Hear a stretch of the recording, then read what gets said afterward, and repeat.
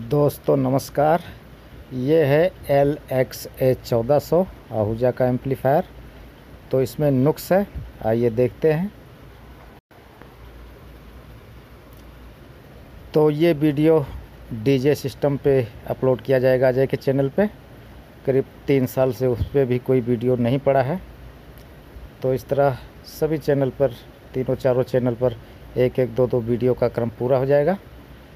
तो इसमें देखिए, ए साइड पे तो हमें कोई एक क्लिप का इंडिकेटर शुरू में शो होता है, लेकिन बी साइड पे हमें जो टेम्परेचर वाला है और प्रोटेक्शन वाला है, दोनों इंडिकेटर शो हो रहे हैं।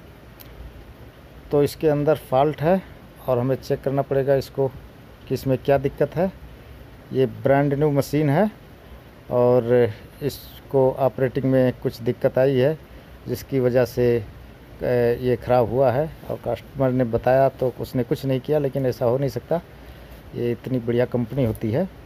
तो आप देख रहे हैं इसमें जो है तापमान सूचनांक वाला जो इंडिकेटर है वो शो हो रहा है और प्रोटेक्शन का भी।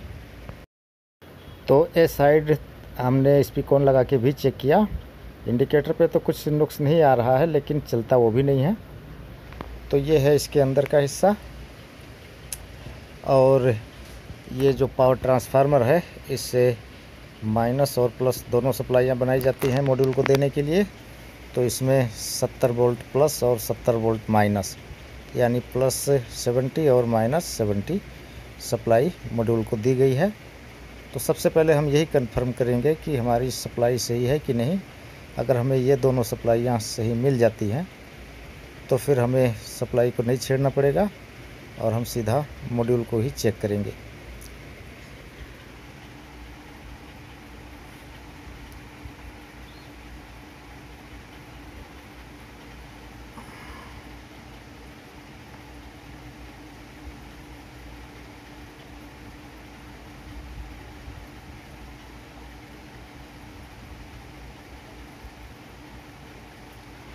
तो यहाँ पर प्लस 68 वोल्ट और माइनस 68 वोल्ट, यानी आप 70 वोल्ट मान सकते हैं। 70 वोल्ट प्लस और माइनस दोनों मिल रहे हैं।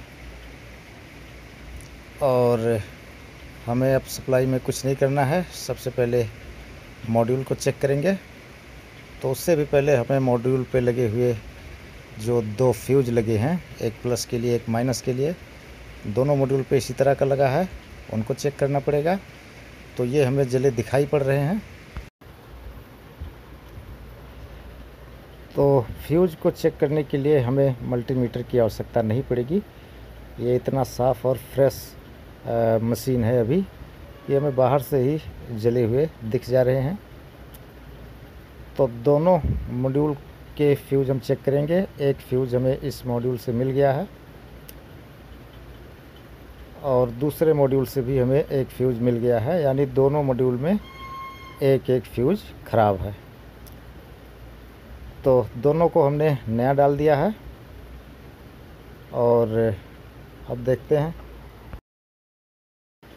तो ये 15 एम्पियर का फ्यूज इसमें लगा था और यहाँ पर इसकी जगह हमने नया डाल दिया है।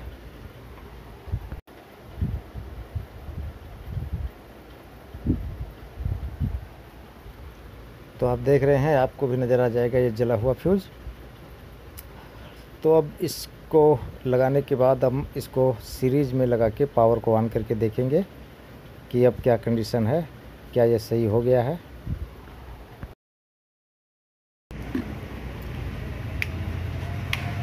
तो ये अभी सही नहीं हुआ है और फ्यूज़ लगाने के बाद हमारा सीरीज़ वाला बल्ब जल जा रहा है।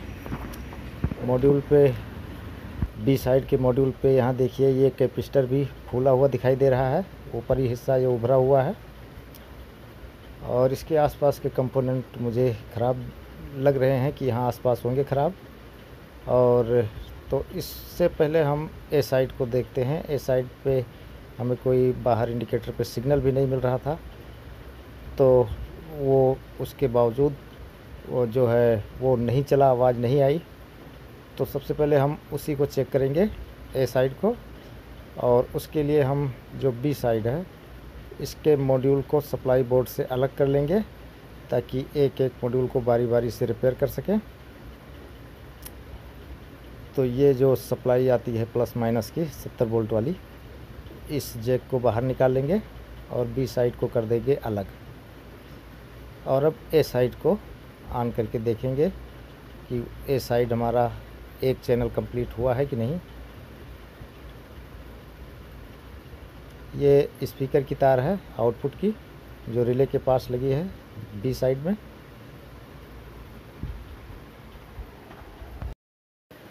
तो बी साइड के सप्लाई जैक को बाहर निकालने के बाद श्योर हो गए हैं कि बी साइड डिस्कनेक्ट हो गया है सप्लाई से और सिर्फ ए साइड लगा है।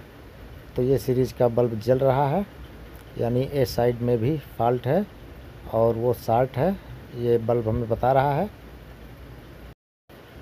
तो अब हमें जो मॉड्यूल पे ये ट्रांजिस्टर लगे हैं, इस एक मॉड्यूल में दोनों तरफ लगे होते हैं, एक तरफ 1943, एक तरफ 5200।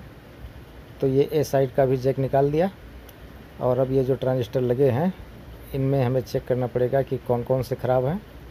उसके लिए सबसे पहले हम इस रेजिस्टेंस को जो एमीटर पे लगी है, इसको अलग करेंगे और फिर ट्रांजिस्टर को चेक करेंगे कि कितने ख़राब हैं।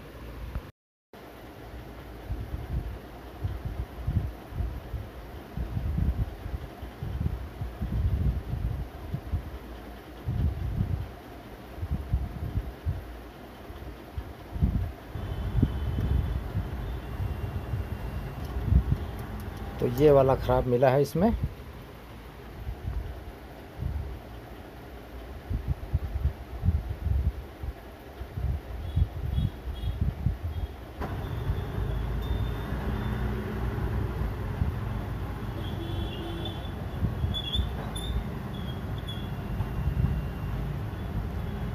इसकी भी कंटिन्यूटी 0 आई है।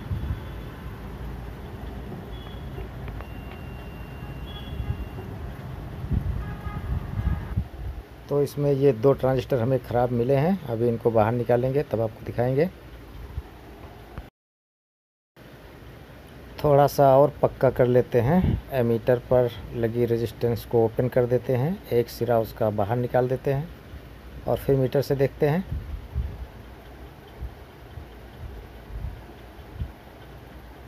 तो दोस्तों, इसका एमीटर और कलेक्टर आपस में शॉर्ट है।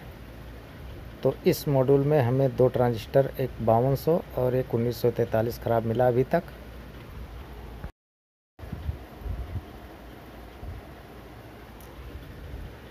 ट्रांजिस्टर पर लगे जो स्क्रू है उसको खोलेंगे।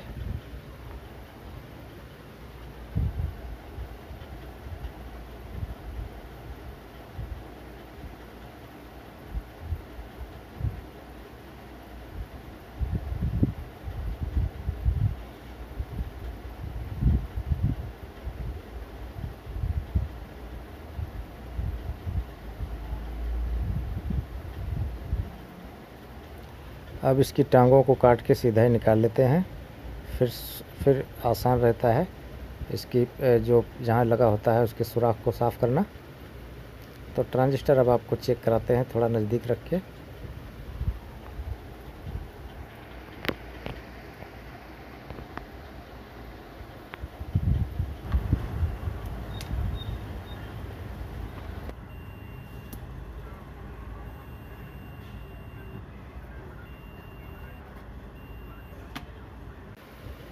और अब जो इस ट्रांजिस्टर पे के एमीटर और बेस पे रेजिस्टेंस थी उसको भी चेक कर लेंगे, क्योंकि जब ये ट्रांजिस्टर शॉर्ट होता है तो उसके ओपन होने के चांस ज़्यादा रहते हैं।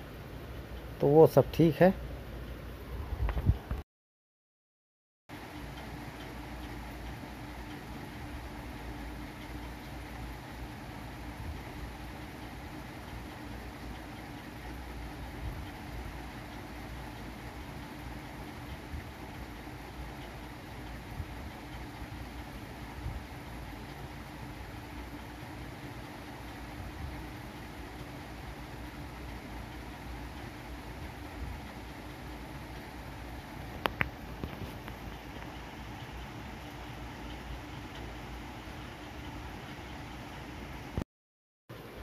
तो वैसे तो तसल्ली हो गई है, लेकिन आप लोगों को दिखाने के लिए एक बार फिर से बाहर निकाल के ये दोनों ट्रांजिस्टर जो हमने अभी निकाले हैं चेक करा देते हैं। ये दोनों ट्रांजिस्टर शॉर्ट हो चुके हैं।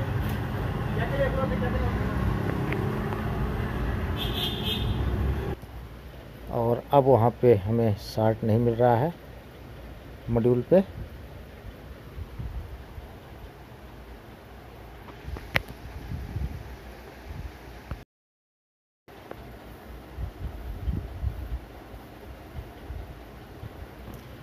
अब उसको चिमटी की सहायता से गर्म करके जो पिने उसमें हमने काट के छोड़ा है उसको बाहर निकाल के और उसको साफ़ करेंगे।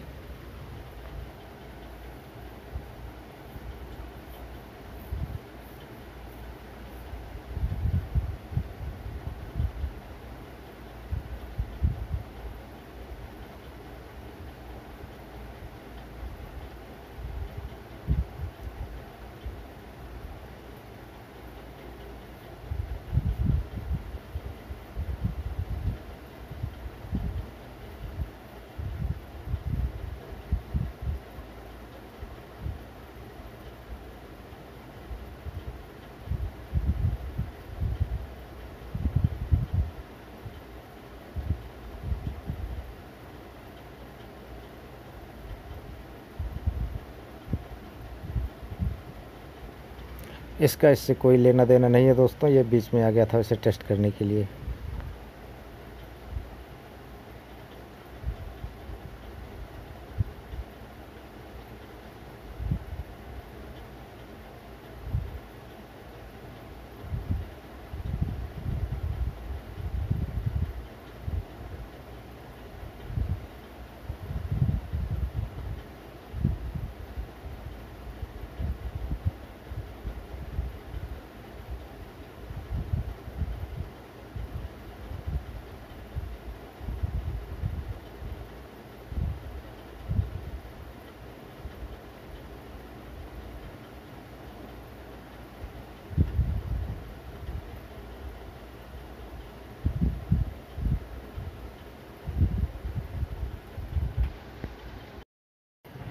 तो अब उस कंडेंसर को निकालते हैं जो हमें फूला हुआ मिला था, और उसकी जगह हमें दूसरा कैपेसिटर लगाना पड़ेगा।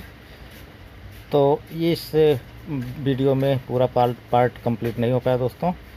10-15 मिनट से ज़्यादा की वीडियो बनाता हूँ तो अपलोडिंग में दिक्कत होती है और कई बार फेल हो जाता है, तो डेटा भी जाता है और वीडियो भी नहीं अपलोड हो पाता है। तो ये वो कंडेंसर है और इसका अगला भाग लेके फिर मिलते हैं। तब तक के लिए नमस्कार।